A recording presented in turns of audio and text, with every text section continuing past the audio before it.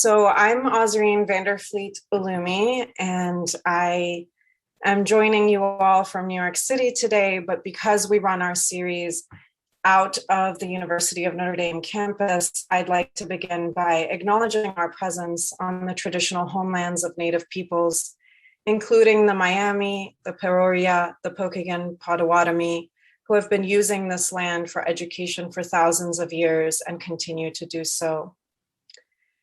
So Literatures of Annihilation, Exile, and Resistance is an interdisciplinary approach to the global Middle East and North Africa.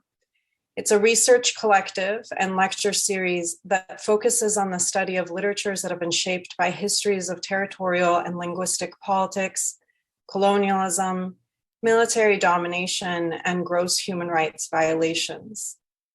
The initiative grapples with the constructed nature of history and examines how minoritized writers and scholars have historically innovated literary production and theory in the process of responding to state systemic violence.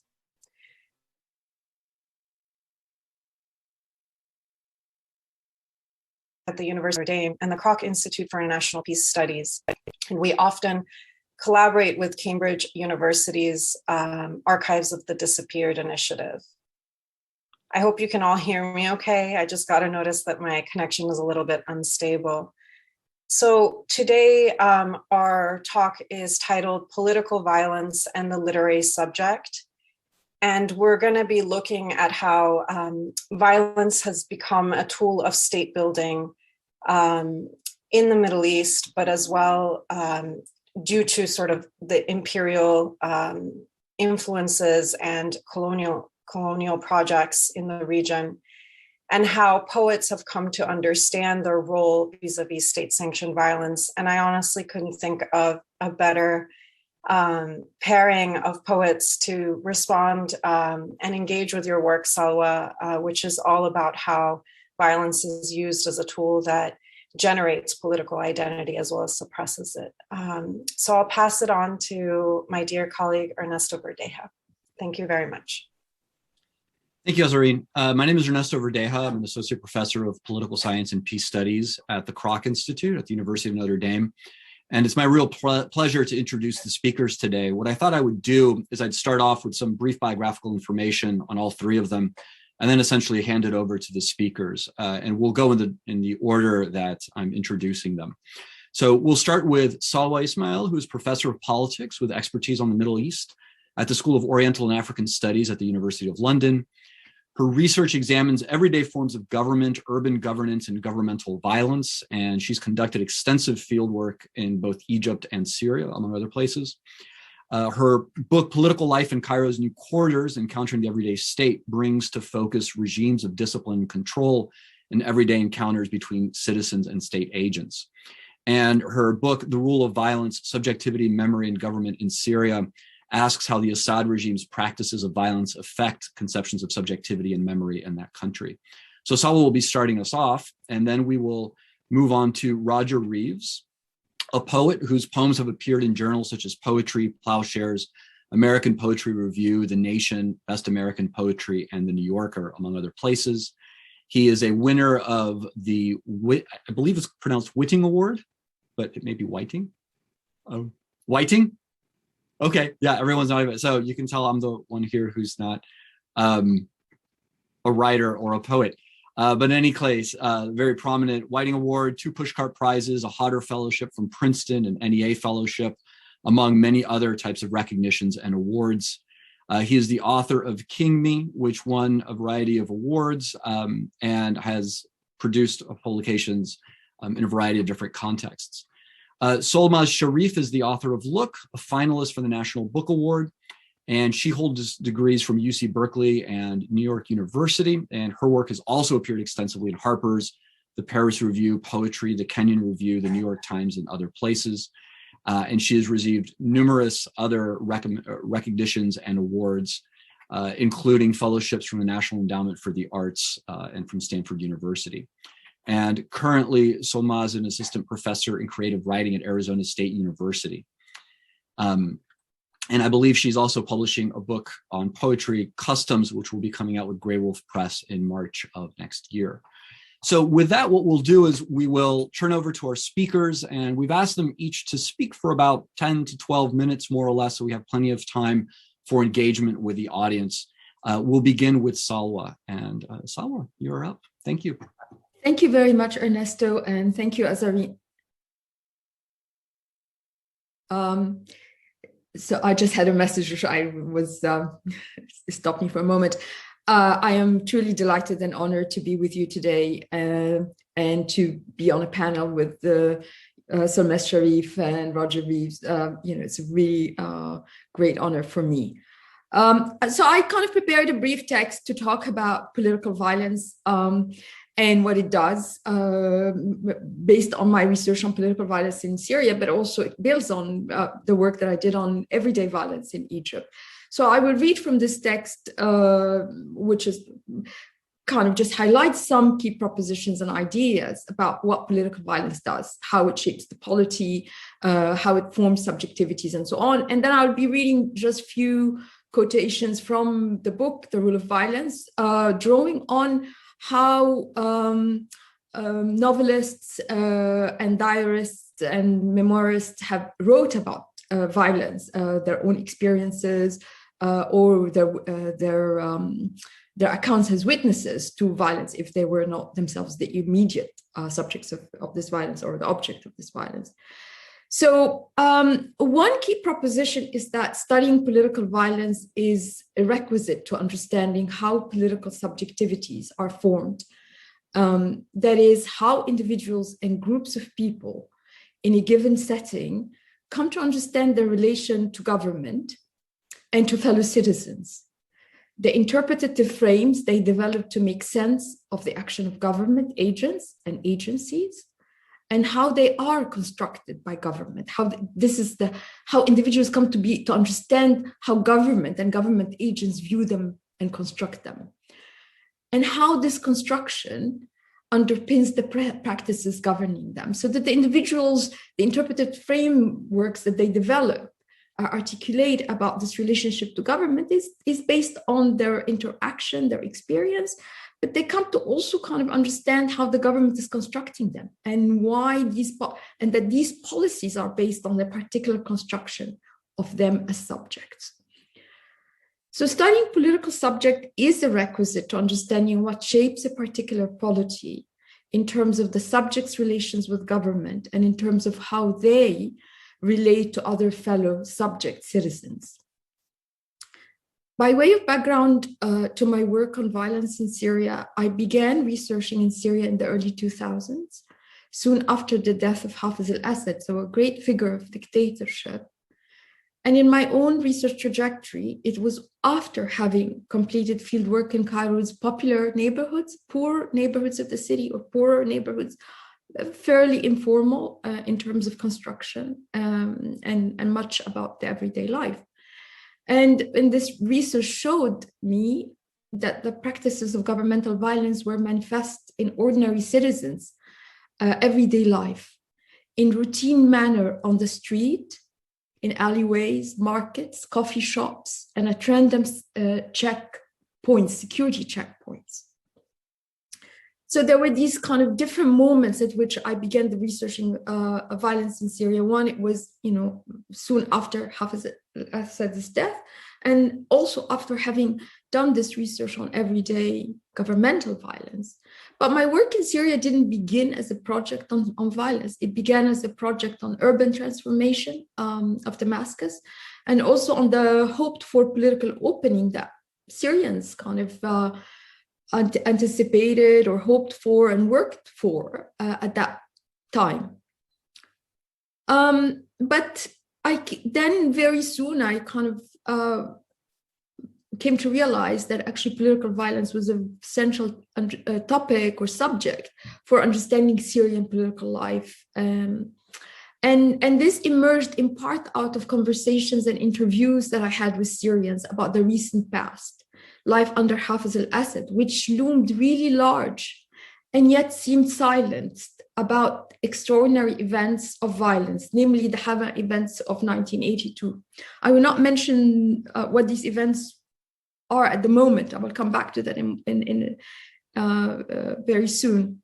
I was puzzled by what the silence about Hama, when there was a spectacular violence in 1982, what it meant and what it signified. It was as if, because it was an extraordinary event that was not spoken about, it was, one could say, as if it was forgotten.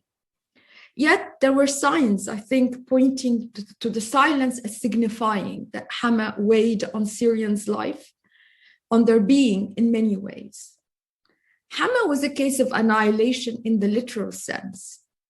The military and security forces launched an assault on the city in 1982 with the declared purpose of countering extremist Islamist groups. The assault resulted in the destruction of entire areas of the city.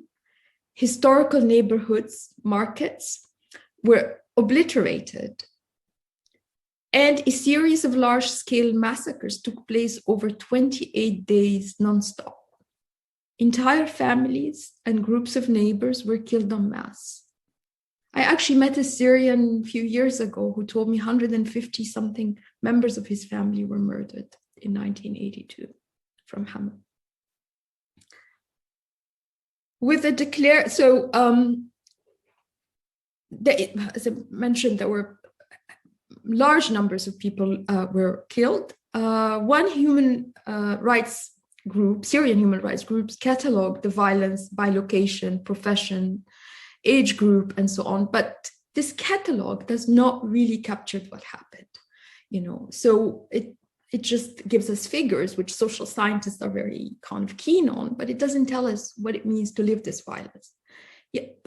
And this is to go to the theme or the objective of the project here of the literatures of annihilation. It was novelists and filmmakers and so on who could actually communicate to us what it meant living this violence. And I will give you some examples of the writings about this.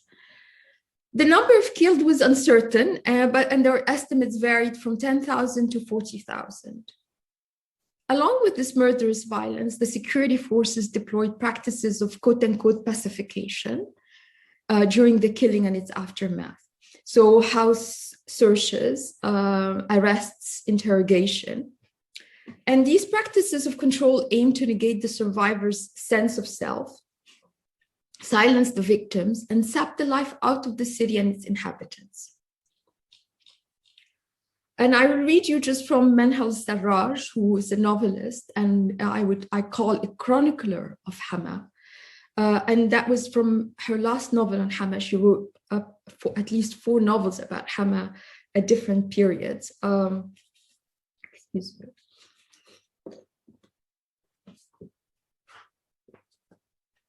So this is my translation from a passage of her novel called Asid Dem, which is one can say is a play on word, because the river running through Hama is called Al-Asi, which means the difficult one or the untamed.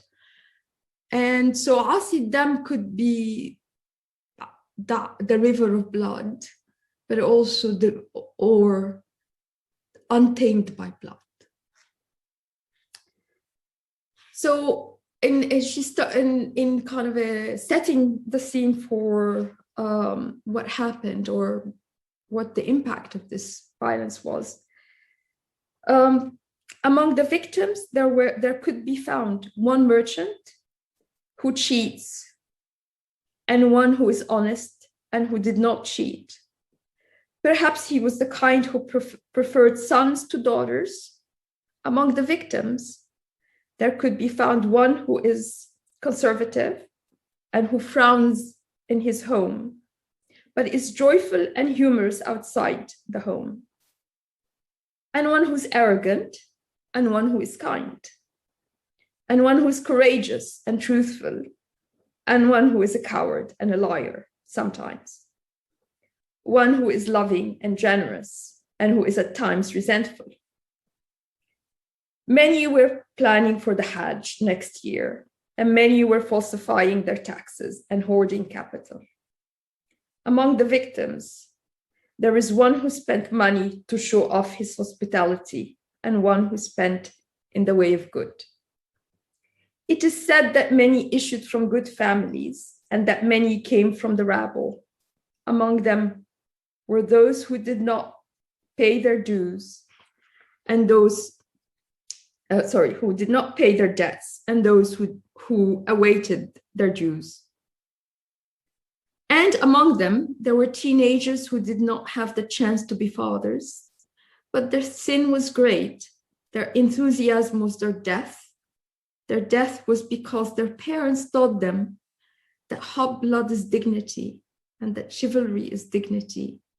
And they acted as they were taught, and they were killed and buried. They were all like other peoples who live on earth. How many? It was said 30,000, and it was said 40,000. Although the difference between the two numbers is wide, the word thousands is small if compared to humiliation and oppression, to the humiliation and oppression that was engraved in the memories of the people and city. And yet Hama was silenced in many ways. The events of violence were banished from public speech. On very rare occasions, they were referenced only as the events, al-ahdath. They were not memorialized, yet we have access to how the events were lived through literary writings that began to emerge in the mid-2000s. From Manha al-Sarraj, in her debut novel, As It Should Be for a River, and which was published in the early 2000s, mid-2000s, and banned, and yet I was able to buy in Damascus. We learned that some citizens wanted to remember, to speak, and others hoped to forget and dreaded speech. Remembering memorialized and memorialization were inevitable. The events could not be fully banished from speech.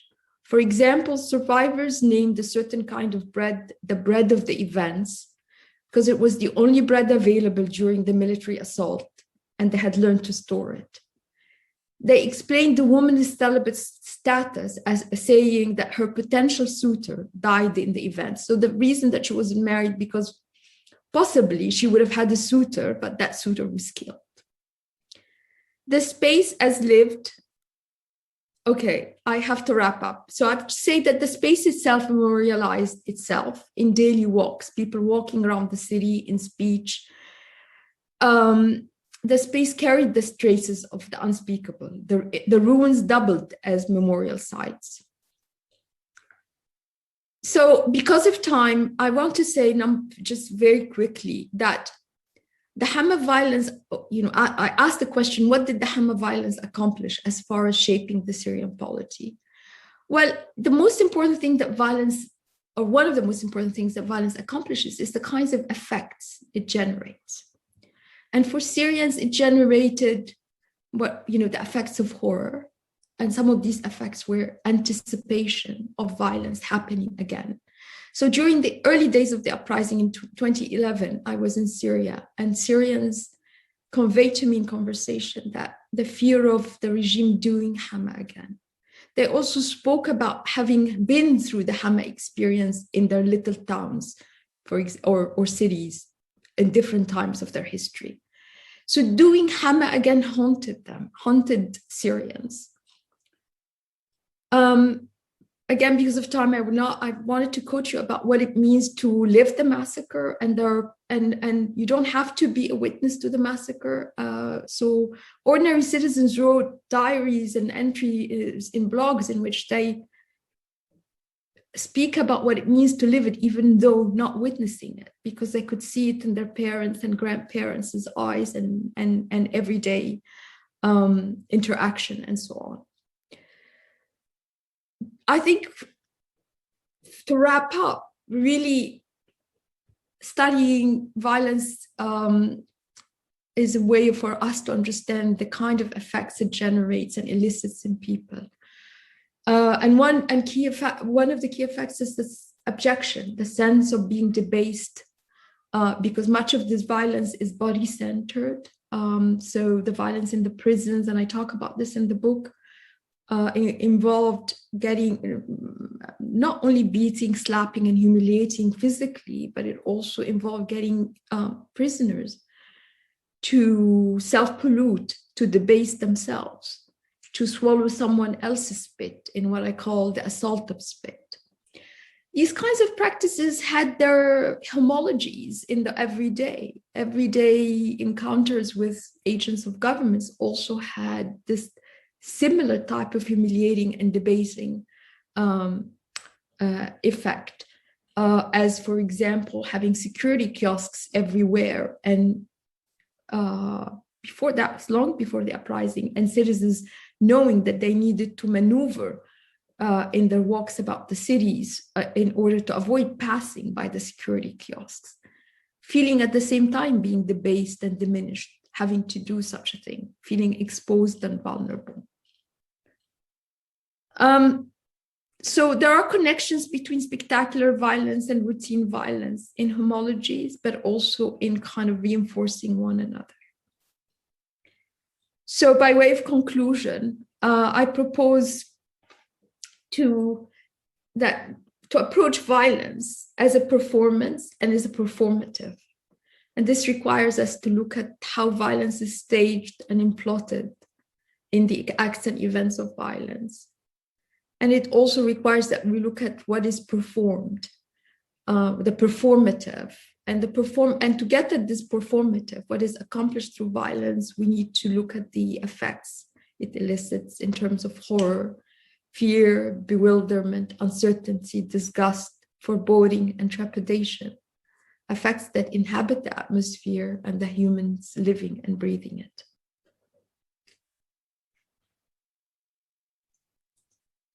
Salwa, thank you very much for that provocative set of observations and comments. We will now turn to Roger, and the floor is yours. Thank you.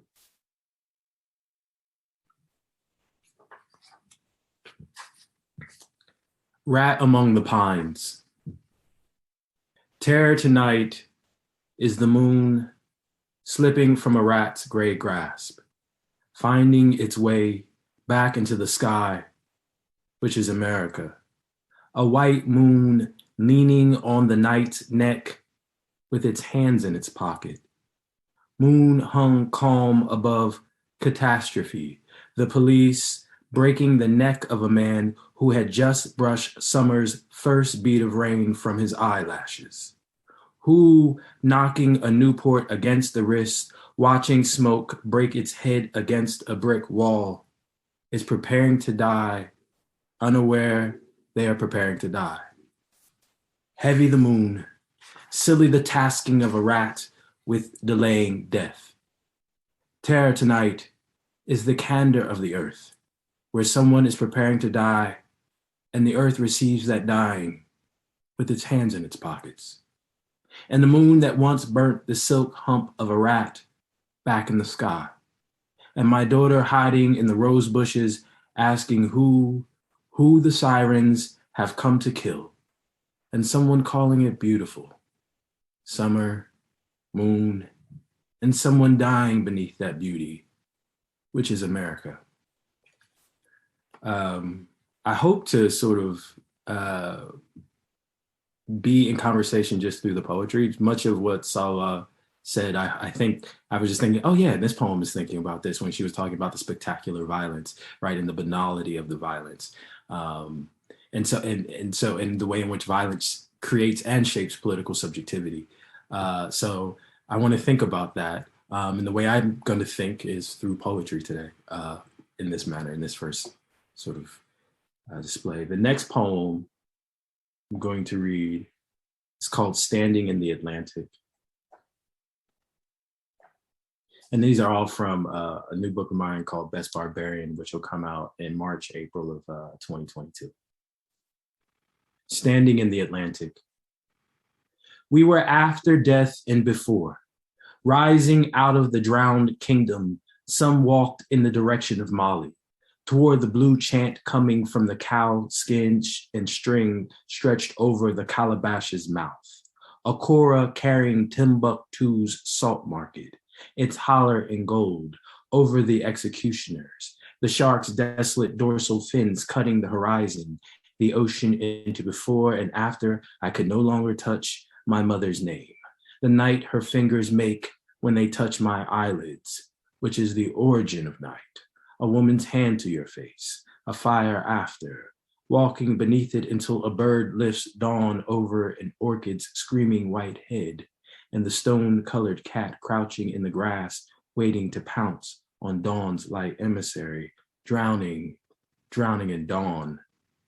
Some of the drowned walked through the emptying waves toward the indigo bushes burning on an unknown shore. Their names called on brick plantations and rows of cotton, the thorn of which mixed them down to blood and land, and someone calling out to them for rest, a night, a forest, a snake to ride, out of the marsh buckling down into heat, leech in the crooked day, laboring their laboring bodies, its fingers jammed into their mouths, prying their lips apart, as if to see into that little bit of privacy, the darkness covering their renegade hearts. The memory of wood, Tunisia burned, this call put into the dead, for a rest, a forest, a snake to ride. Do you not hear our names being called, said a man who carried the splinters of wood from the ship's belly beneath his nails. Do you not hear your name?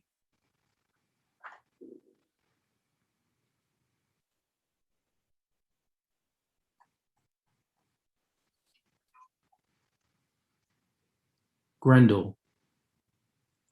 All lions must lean into something other than a roar. James Baldwin, for instance, singing Precious Lord. His voice is weary as water broken over his scalp in a storefront sanctified church's baptismal pool all those years ago when he wanted to be somebody's child and on fire in that being. Lord, I want to be somebody's child, and chosen water spilling over their scalp, water taking the shape of their longing.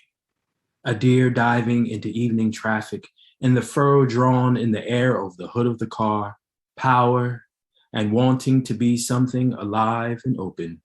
Lord, I want to be alive and open, a glimpse of power, the shuffle of a mother's hand over a sleeping child's forehead, as if clearing the city's rust from his face, which we mostly are, a halo of rust, a glimpse of power.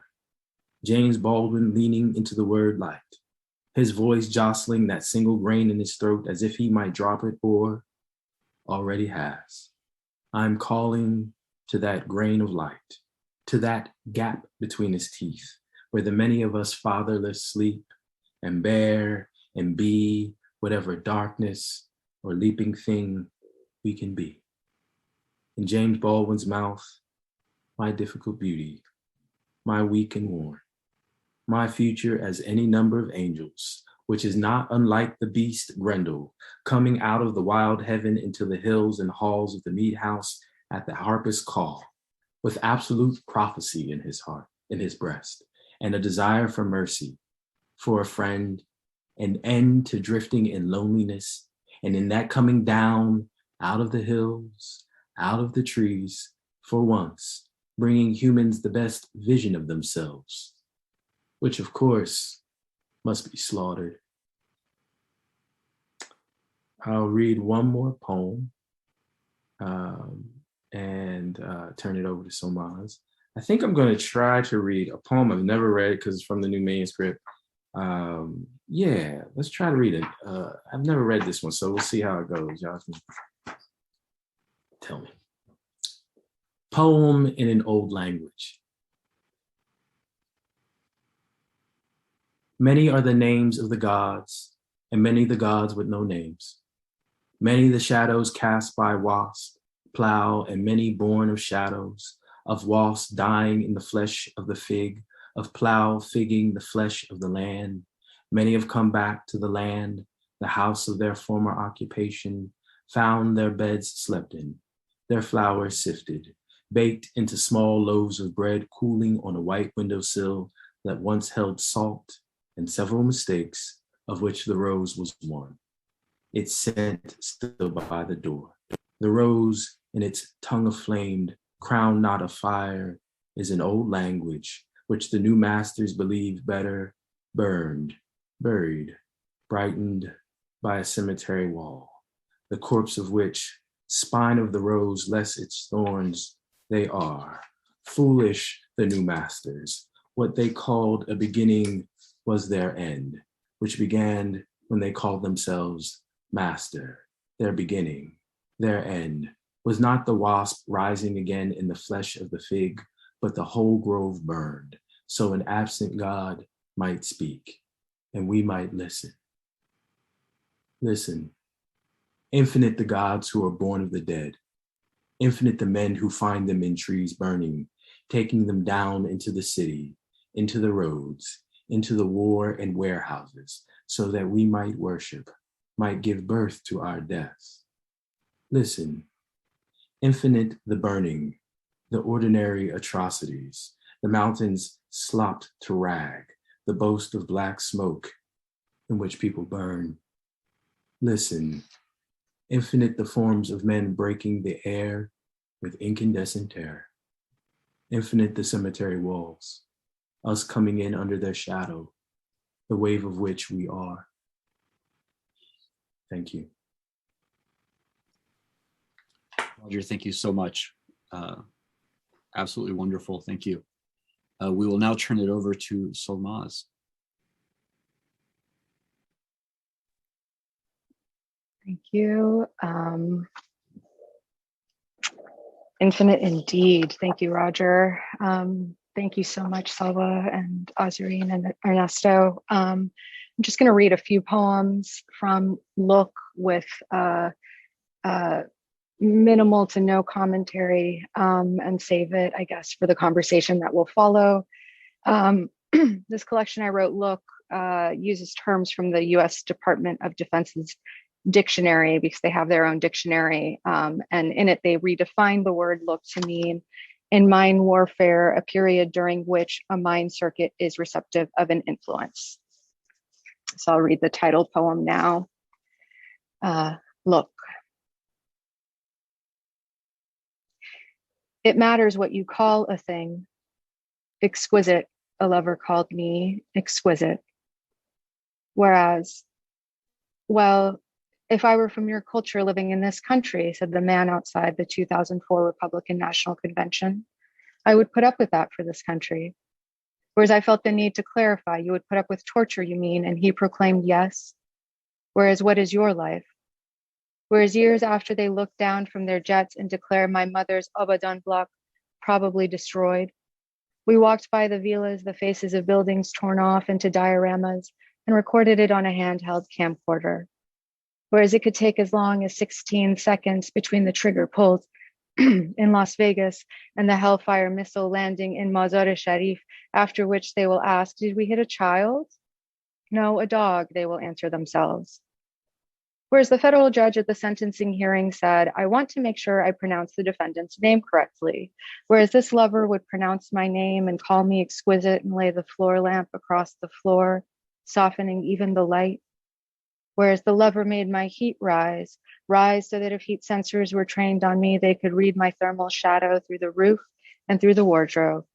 Whereas it's not like seeing a dead body walking to the grocery store here. It's not like that. It's Iraq, it's Iraq. It's kind of like acceptable to see that there and not. It was kind of like seeing a dead dog or a dead cat lying.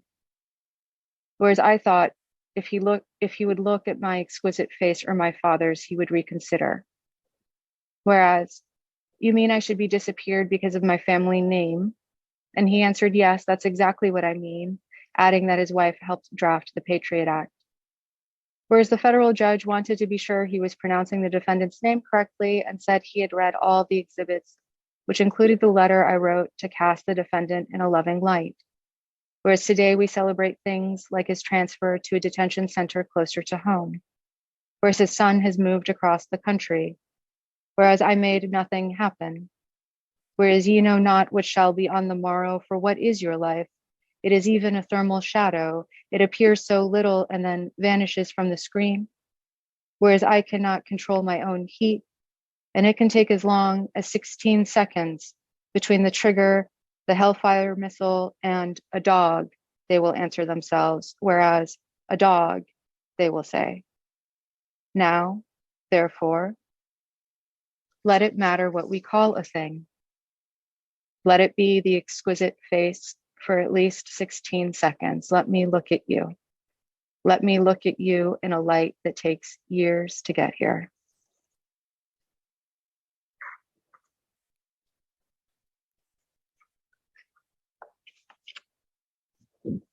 Force visibility. Everywhere we went, I went in pigtails no one could see, ribbon curled by a scissor's sharp edge, the bumping our cars undertook when hitting those strips along the interstate meant to shake us awake.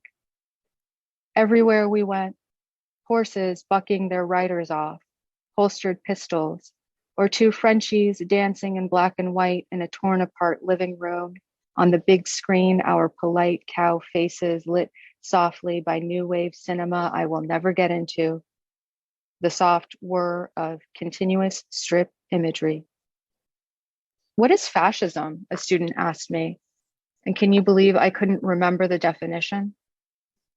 The sonnet, I said. I could have said this.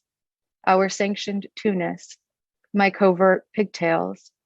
Driving to the cinema, you were yelling. This is not yelling, you corrected in the car, a tiny amphitheater. I will resolve this, I thought, and through that resolution, I will be a stronger compatriot. This is fascism. Dinner party by dinner party, waltz by waltz, weddings ringed by admirers, by old couples who will rise to touch each other publicly. In inner theater traffic, you were yelling, and beside us briefly, a sheriff's retrofitted bus, full or empty was impossible to see.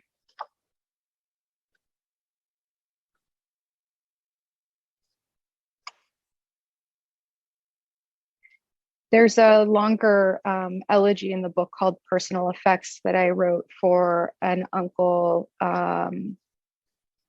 who was killed in the Iran-Iraq War, Iranian uncle. And it's based on a slim kind of photo album that was on his body, found on his body when he was killed, and also a slim collection of letters that he had sent from the front lines in my own research. But I'm thinking about that charge of what it means to continue to experience having not seen, and also what it means to kind of try to fill in the necessary silences and fraught silences of political violence. So I'll read maybe just a little bit of this elegy now. It's called Personal Effects. Daily I sit with the language they've made of our language to neutralize the capability of low dollar value items like you. You are what is referred to as a casualty, unclear whether from a catalytic or frontal attack, unclear the final time you were addressed, thou, beloved, it was for us a catastrophic event, just destroyed, died of wounds received and action. Yes, there was early warning. You said you were especially scared of mortar rounds. In execution planning, they weighed the losses, the sustainability, and budgeted for X number. They budgeted for the phone call to your mother and weighed that against the amount saved in rations and your taste for cigarettes and the tea you poured your boys and the tea you would have poured me, approaching, hello, the change you collected in jars, jumping a bit as the family learns to slam the home's various doors. How could she say the things she does not know? A poison-tipped arrow, she told classmates at recess, to the neck. Hollow whistle of it launched from a blowgun, cutting the air between them. According to most definitions, I have never been at war. According to mine, most of my life spent there. Anthrax and salt and pepper shakers, patrol car windshields with crosshairs painted over them, some badge holding my father's pocket contents up to him, and asking where the cash is from. The war in Iraq, I read, is over now. The last wheels gathering into themselves as they lift off the sad tarmac. I say begin, I say end, and you are to believe this is what happens. I say chew 40 times before swallowing slime, and you go home to mother, press a dog tag to your temple, press a gun to that, the tag flowering into your skull. Thank God for all-weather floor mats and the slope of my personal driveway and beer cans that change color to let me know they are cold enough. The full-sized cab smelling of iron and Axe body spray. In 2003, a man held a fistful of blood and brains to a PBS camera and yelled, "Is this the freedom they want for us?" It was from his friend's head. They were marching as they figured Americans do. Between them, hardly 3 horsepower, and still we shot him. We say the war is over, but still the woman leans across the passenger seat. My son, I wasn't there, so I can't know, can I?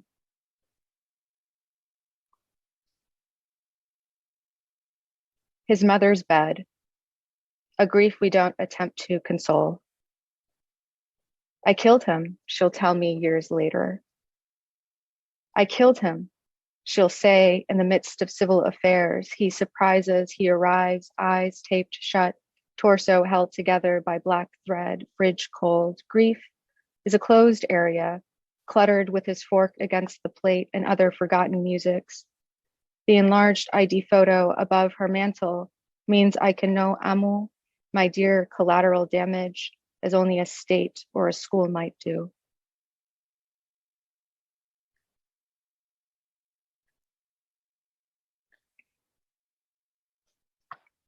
What I see are your hands peeling apples, the skin curling to the floor in one long unravel, a spit up film reel loosened from its canister.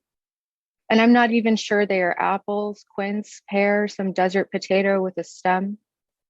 From the number of peels, I assume you are feeding the other men in your tent. Your head is down. Maybe the cameraman asked you to look at him and you couldn't stomach it. Maybe around you today they fell until you didn't understand how you hadn't been hit. I decide you are happy for the knife in your hands, the white dust on your bare feet. I am happy to see your bare feet in this photo. They are the only things that made me cry. It's that they existed and that they, appalling, look so dead already.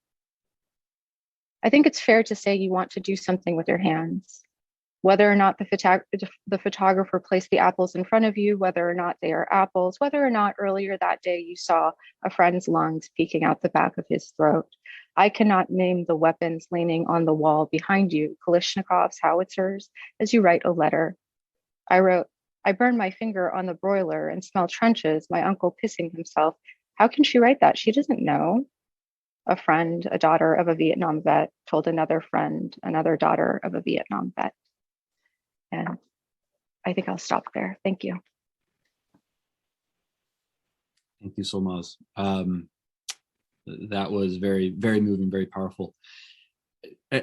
Normally what we would do is we would jump into a series of questions and comments geared towards the panelists, towards the speakers. But Azarine and I had thought that maybe this would be a nice opportunity to have any of you, you're invited to do so if you'd like, to actually respond or comment or reflect or think a little bit on the presentations of the other people there. And then from there, Azarine and I will have some comments, some questions, and we'll open it up to the Q&A. But I thought we could start off with the three of you since your presentations were so powerful and so moving. Salwa, I don't know if you have any thoughts, just to pick someone to go first.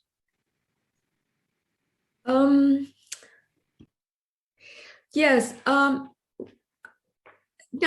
this is the first time hearing this poetry, and of course it takes time to kind of digest, and also there are many references that I'm not familiar with. But there are two things that kind of struck me about how both Roger and Solmaz talked about certain experiences and memories of violence. Which to me may indicate a number of things that we kind of perhaps can talk about. One is to what extent violence can be foundational in relations between human beings, and that that needs to be worked out, that foundational violence, in order to possibly, overcome it. I don't know, but it needs to be acknowledged, and it cannot be kept silenced, I think. And what the nature of that foundation, and maybe it will always be there in, somehow. And what it does, this foundational violence, I suppose. But the other is the power of witnessing. And in Solmaz's witnessing, you don't have to be there, although there is a sanction if you're not, somehow you can't claim to be the victim, immediate victim, that somehow you're not affected. But the power of witnessing, and finally, I think, in writing about violence, this devastating impact, the other side of it is also what it is as humans we do to come out of it, where hope comes from. And I didn't talk about this in my presentation, but there were stories of hope from the survivors of violence, but not only that, but the people who lived through violence and, maybe met the most horrific of death. While awaiting that, they had hope for, their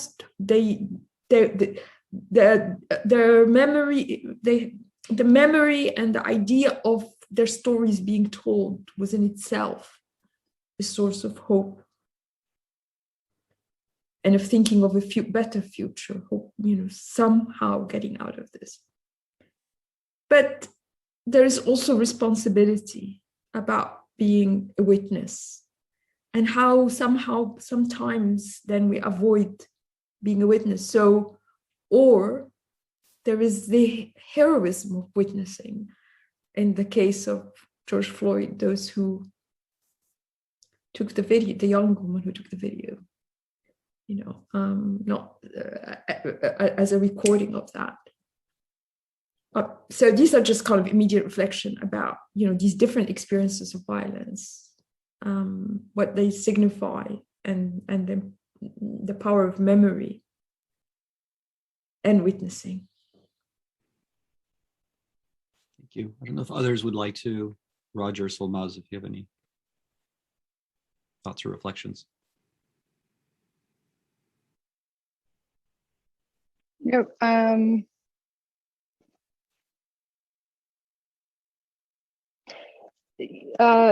have to say, I can only kind of speak personally, but I will say that so much of my writing is born out of that that final hope or impulse that I was kind of raised in, which was these refrains of like, remember me and tell someone. And that it is, it has been my job to kind of tell someone and to remember and to keep memorial and to stay as close to the catastrophes as possible. And as we're talking and as I was reading and as I'm, working on other things, I am deeply aware that that writing doesn't only acknowledge the violence that it's describing, but it actually makes it alive again, right? The goal of the poet is to actually make alive the affective kind of experience and spaces that the violence itself is steeped in. And so in that way, I'm actually harming people, or I'm hurting people, right? Quite literally, actually. And I don't have a problem in naming it as such, because it clarifies the stakes for me, and it doesn't become a thing to not do. And obviously the as if experience of hearing the poem is staggering, is different than the literal experiencing of war. But these are kind of some of the things that I was thinking about as I was thinking about the different ways that we're dealing and working around state-sponsored violence and its inheritances. Yeah, I'm thinking about witness, because I just did a panel this week on poetry of witness is like a kind of buzzword and Carolyn Forche introduced it. I don't know how many years ago, but it sort of lives in our. It's another way I think of saying like the political poem, and so or the poem that's willing to engage in something like specificity in certain ways, a certain type of. So I'm thinking about this hope, and the hope aspect of writing, partly because of thinking about introducing my daughter to like the history of being like Black in America and she's 6. So, pretty much her whole life, we've been under the sort of Trump administration, and we've watched what my mom calls the 1960s and the 2000s, right? And so for me, hope, how we think of hope is that, for me, I think about it as like, I hope my daughter keeps fighting. Like I try to raise her going to protest and thinking about rallies and thinking about what is going to be her contribution to the political fight. To me, that's hope. That's when I think of hope is when my daughter hears, honestly, when she hears the sirens of the police and she's like, are they coming to get us? Are they coming to kill? Like, I want her to be thinking about that, because I don't want her ever to think, oh, the sirens are like kind. They're coming to help her. They're never coming to help her. To me, that's hopeful, right? The fact that she knows that, because then I know she can take care of herself, right? And she's going to teach other young people about this. So for me, that's the way I've been thinking about hope, is to be thinking about how am I teaching my daughter how to live as a Black woman in America.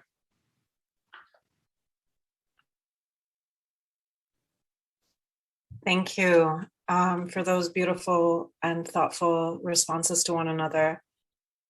I was just thinking, as each of you read or spoke, that just back to your point, Salwa, about what kinds of sort of language or speech acts are banished from everyday speech in the face of political annihilation and violence.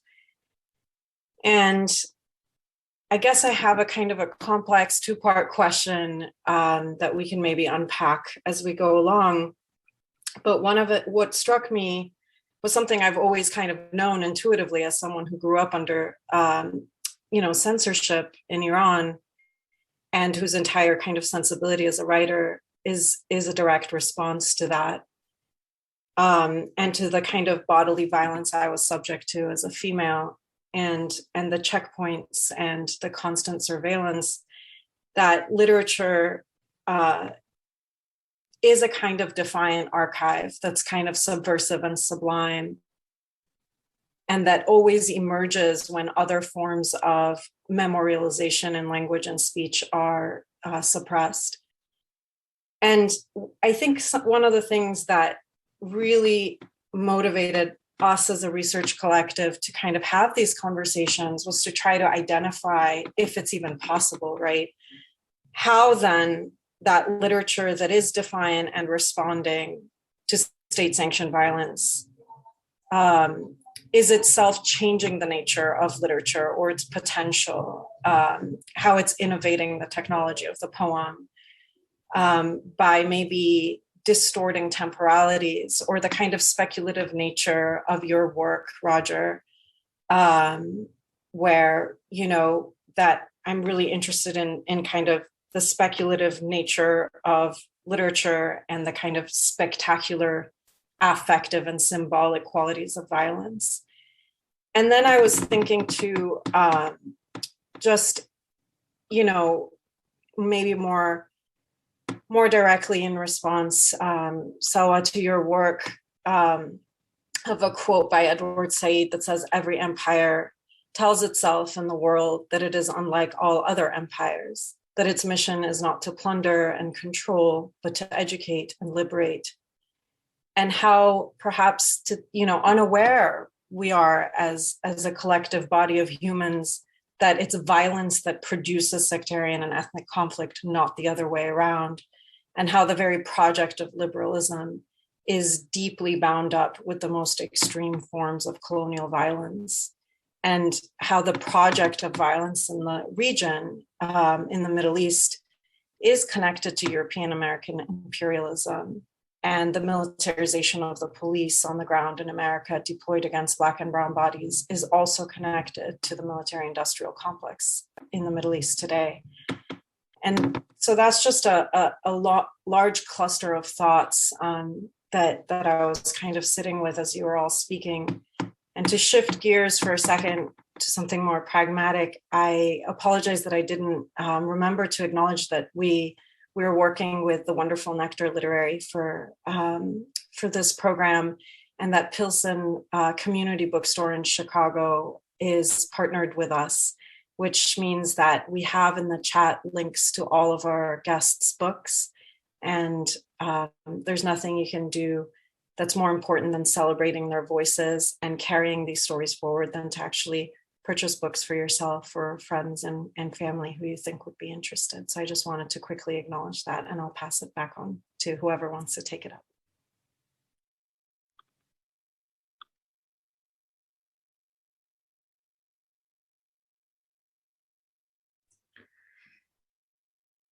I just wanted to respond more to what Solmaz said about how talking about violence, how speaking about the particular events of violence can be unsettling and disturbing, and how that's part of the work that the poetry is aimed at, possibly.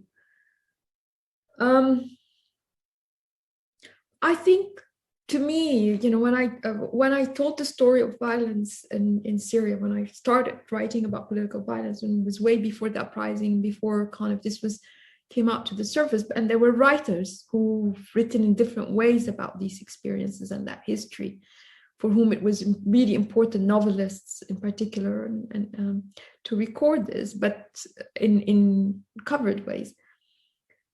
I mean, I think telling the story in itself is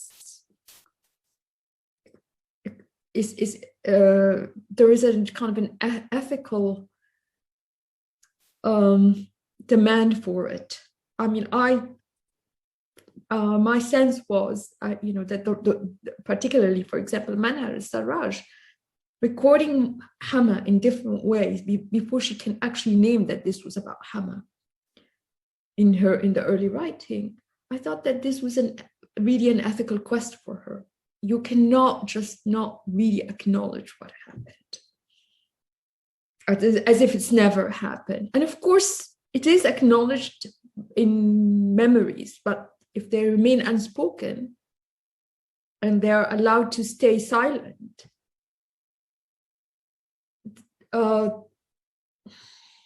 something is there is a breach of an ethical responsibility. So so there is an ethics to witnessing, independent of anything else. I think the act of witnessing itself. I'm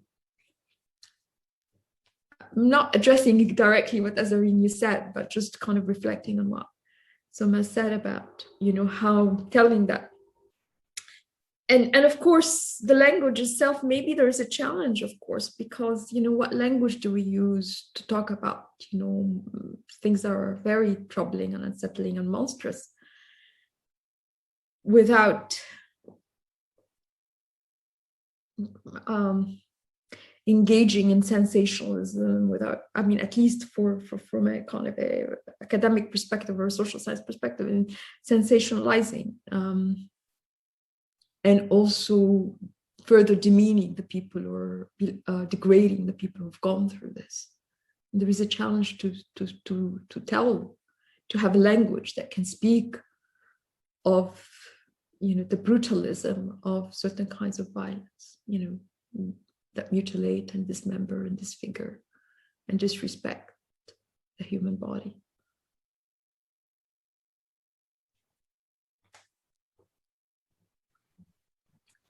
Can I jump into what I'm thinking about too, along with that is I was asked some questions by one of the fellows at the Literature of Annihilation about sort of,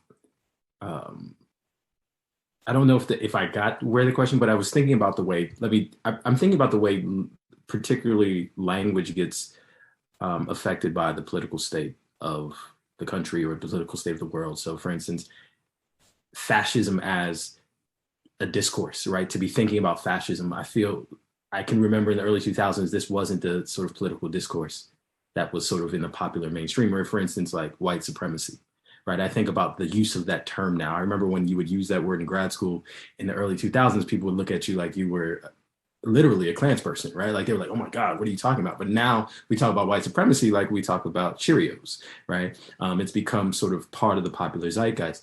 And so I can't help but think that something like the video of George Floyd being murdered by the police officer, not having sort of an aesthetic, right? And having an aesthetic effect on poets. Like there's a way in which Salwa, you talked about the performative aspect of state violence, right? And I think that as poets, what I'm trying to do at least, is thinking about how that becomes a type of shared aesthetic, right? Like now we have this violence and it's produced in affect. And I think as poets, we have to contend with that production of affect, right? That's happened in that moment. And often it's performed, it's literally framed for us, right?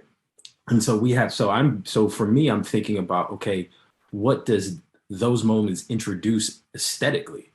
And what do we do, and how do we now have to contend with the aestheticization of these types of violence, right? And it's kind of ironic that we're going to deal with the aestheticization of that violence in something aesthetic like a poem, but it's exactly the place to do it, right? And so I've been really thinking about that particular sort of aspect, because I actually think that's what the poet, if I could say like one thing a poet could do, is to be thinking about, okay, the violent act is also an aesthetic act. And what do we do with that? And how do we sort of critique or engage? Or I think about this moment in a Cornelius E. poem where Cornelius is a Black American poet who says, I am a brick in the house being built around your house, right? I think there's often a way in which sometimes to neutralize, the goal is to actually like look at the thing and build something around it. Aimé Césaire has this great moment too in one of his poems.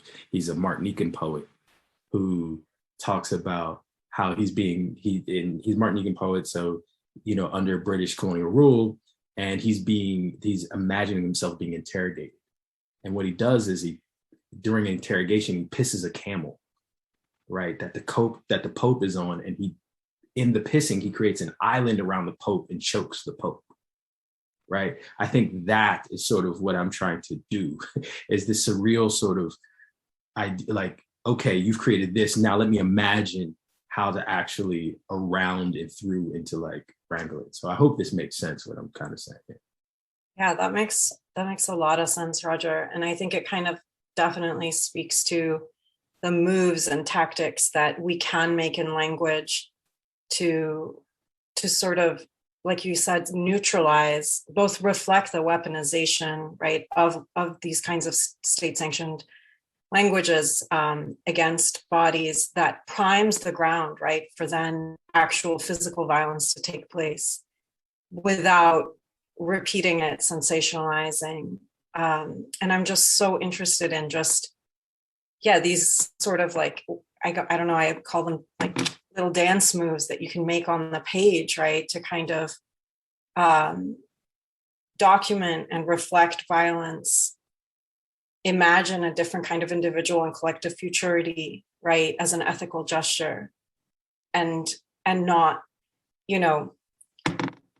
not perpetuate harm. Although I, like Solmaz, I really do believe that literature needs to do harm, right? And I think we're all very clear about what we mean about that in this setting. But yeah, I'll stop there.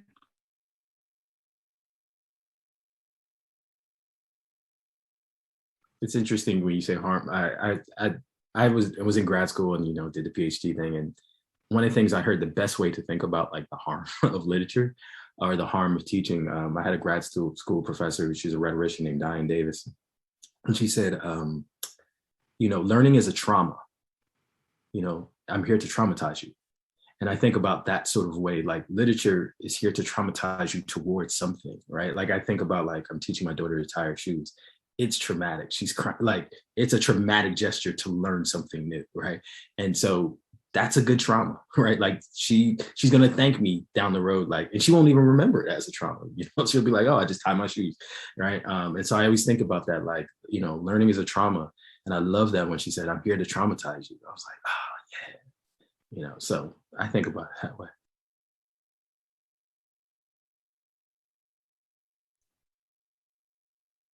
I had a couple of thoughts, but Solmaz, I don't know if you wanted to jump in before. Yeah, okay, thank you. So first of all, thank you so much for these absolutely moving and very powerful readings and presentations.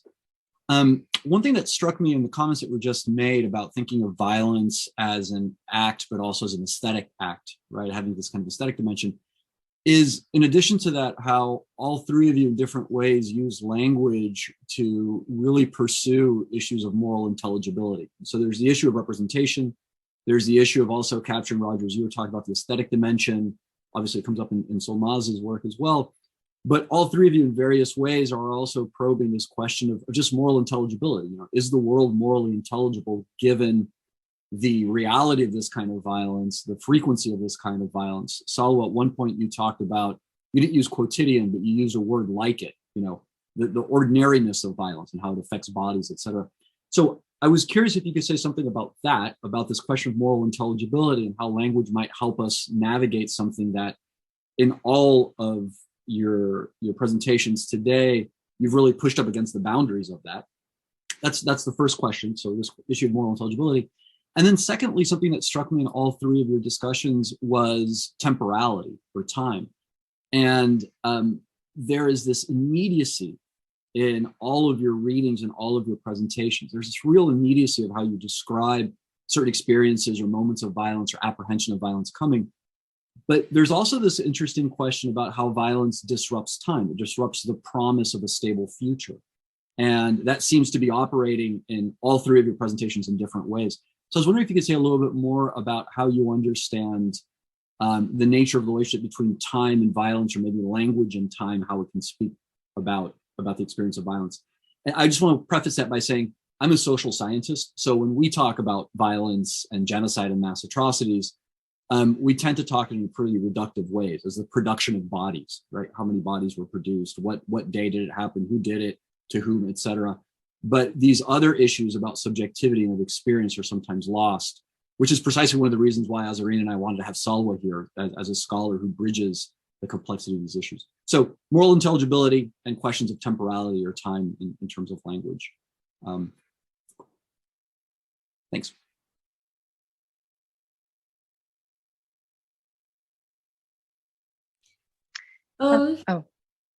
Sorry. Solmaz, please.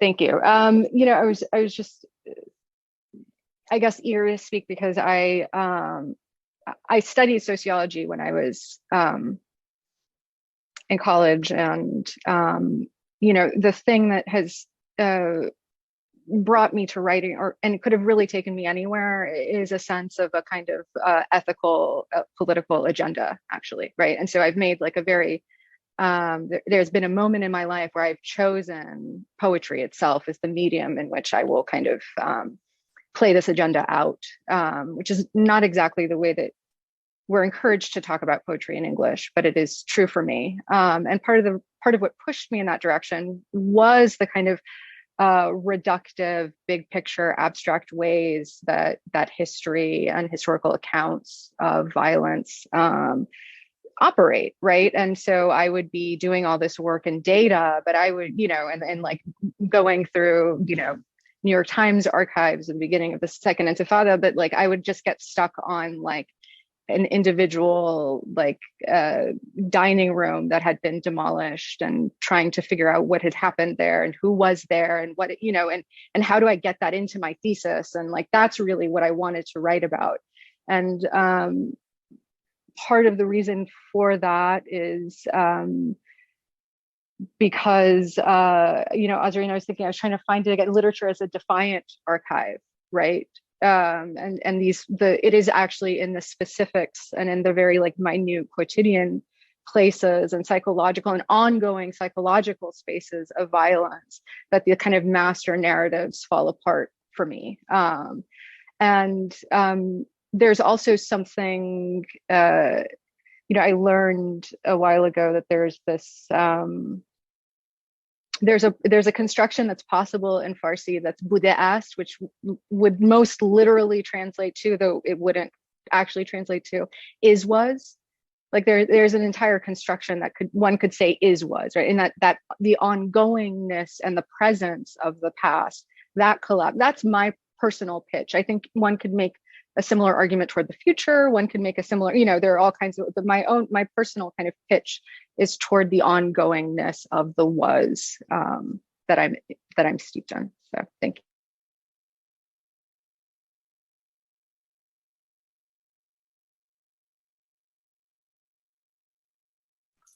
I want to jump in with that ongoingness, because that's something actually that I'm really interested in, because of, the big sort of buzzword in Black studies is the afterlives of slavery, right? And to me, one of the things that points to is the ongoingness of slavery, right? I think we think of, postbellum, antebellum, right? We think about these as these demarcations. And one of the things I think about is like the ongoing catastrophe of, anti-Blackness in America. And one of the things I think about ongoingness is past, and with Solmaz past, that sort of was, but also like what's possible now in the middle of the catastrophe, which to me is where I might say I'm interested in sort of like the place of abjection and ecstasy, in the way in which they're actually really, really close to each other. And like, can you find the ecstatic in the most abject moment, right? And I think that's something that when we think about the history of state violence against Black folks, or the larger sort of anti-Blackness in America, we don't think about, well, how did people live, right? How did they in the middle of this, like still invent something like jazz, right? And still invent something like music and still sort of dance, right? And so one of the things I think about is during the protests of George Floyd, there was a lot of dancing.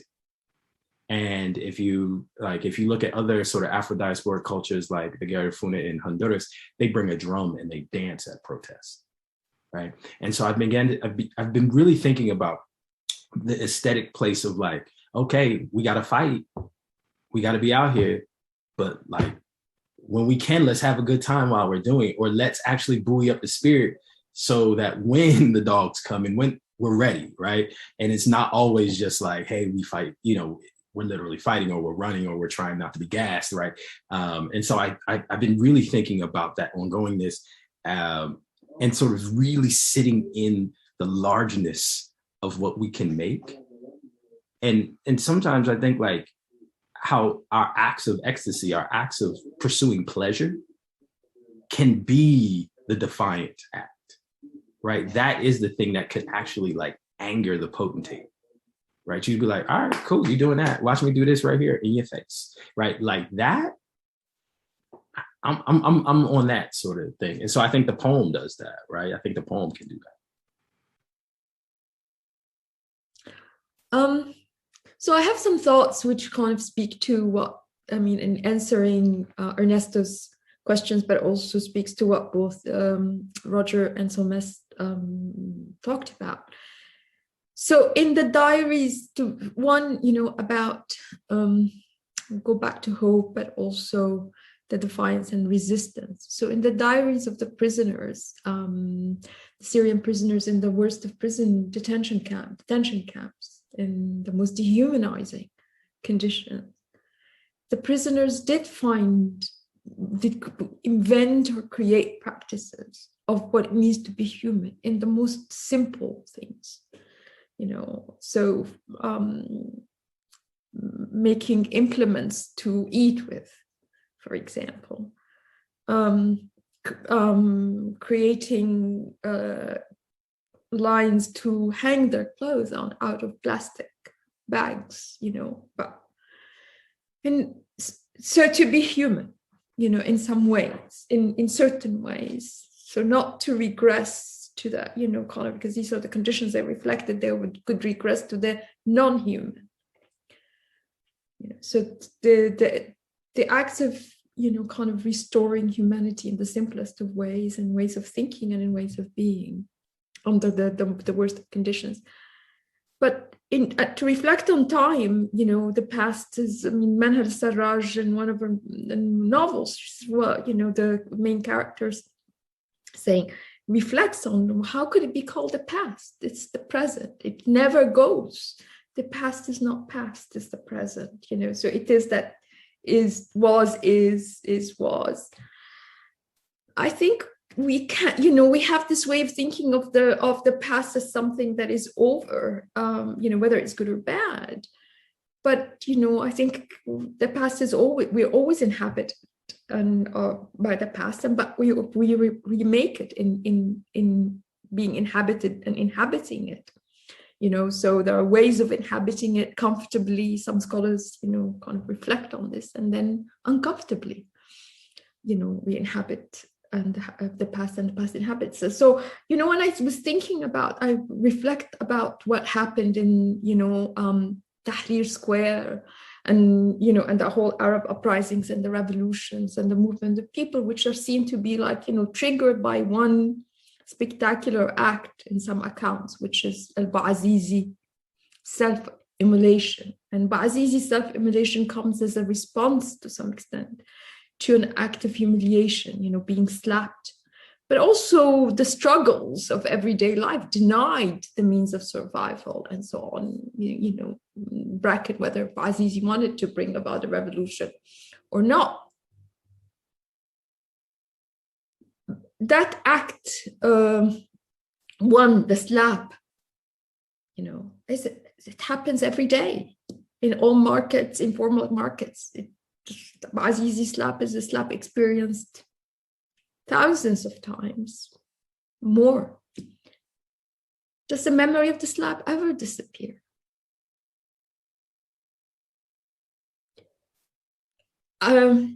It's lived and relived. And so we cannot date, to me, I cannot date the uprising to the slap, to Ba'azizi slap and his self-immolation. I have to date it to me. And the many times there were, and all of the other slaps and all of the other humiliations that predates but continue, are ongoing in how they're remembered and how they lived.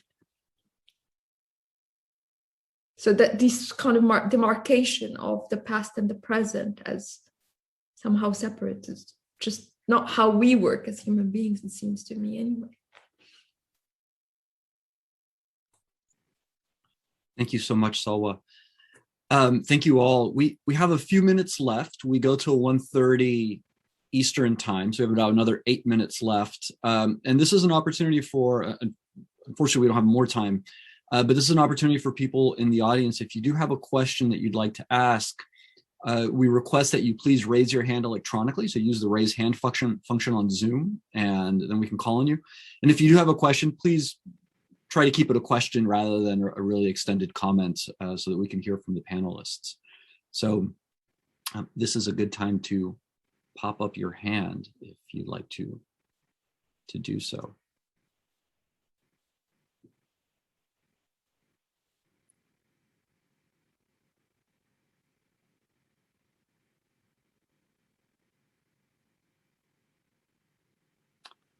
I do have a question for you, as feel free to use the chat as well. I'm seeing. Feel free to use the chat as well. Okay, I'll throw something out for you if that's okay, and then we'll see if other questions come. You can just ignore what I am asking. But one of the things that struck me in the comments that you just had now in this most recent round was, in many ways, how you see.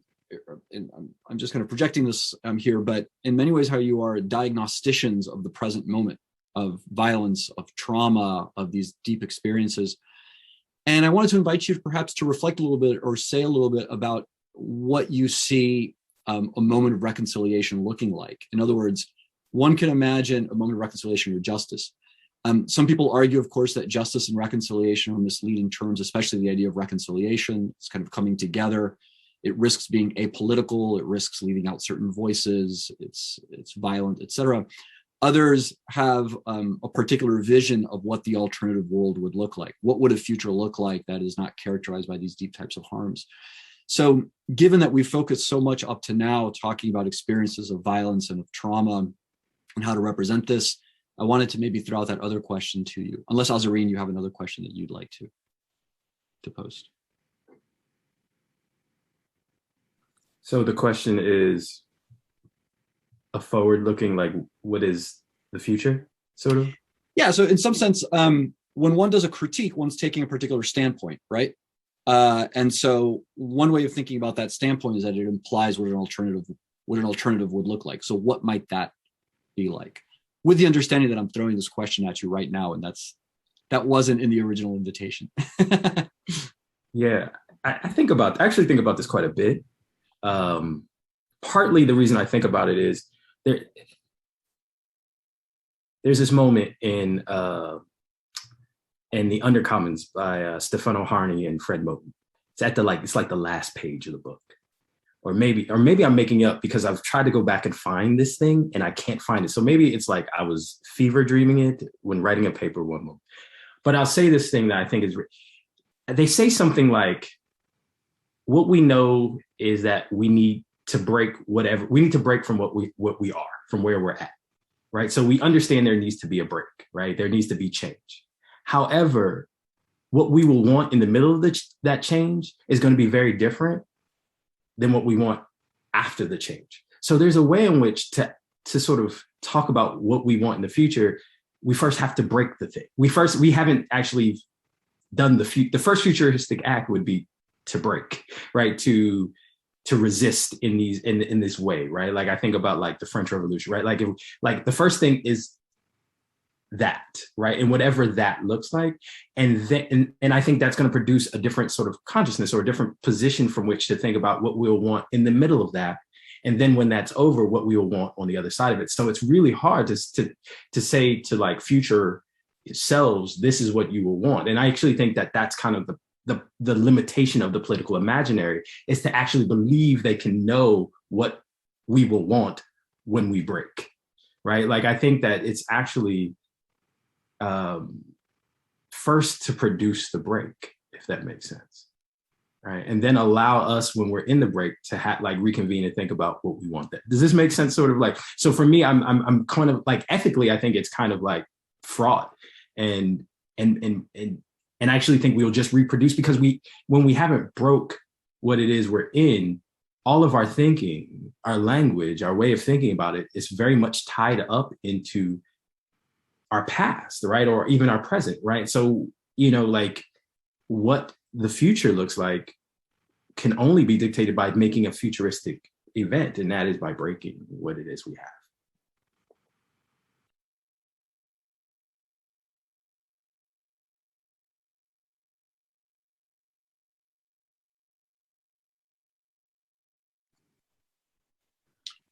Well, if Ernesto, did I cut you off? Solmaz and Salwa, if you would like to add anything to that before I wrap up, or how are you feeling? I just think that's a beautiful place to end, and I agree completely. So thank you. Absolutely. Yeah, thank you all for just the attention and care that you brought to the conversation today.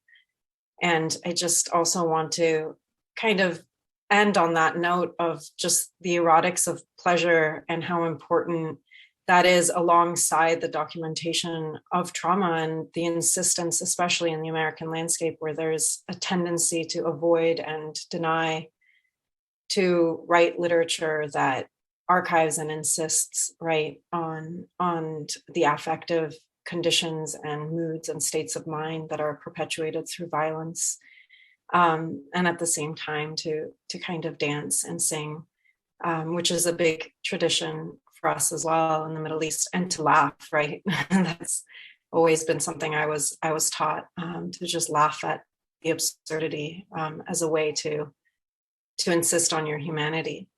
So on that note, yeah, just extending a big warm smile to all of you across all these distances, geographies.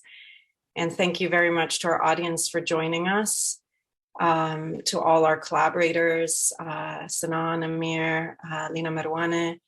And we will be hosting another event next month with the wonderful Hassan Blasim, who does so much of this work in his writing. So we invite you to join us.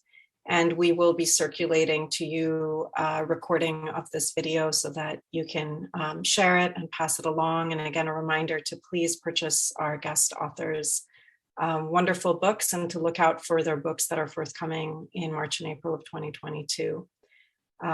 Thank you all, and thank you, Ernesto. Have a wonderful rest of your day. Bye-bye.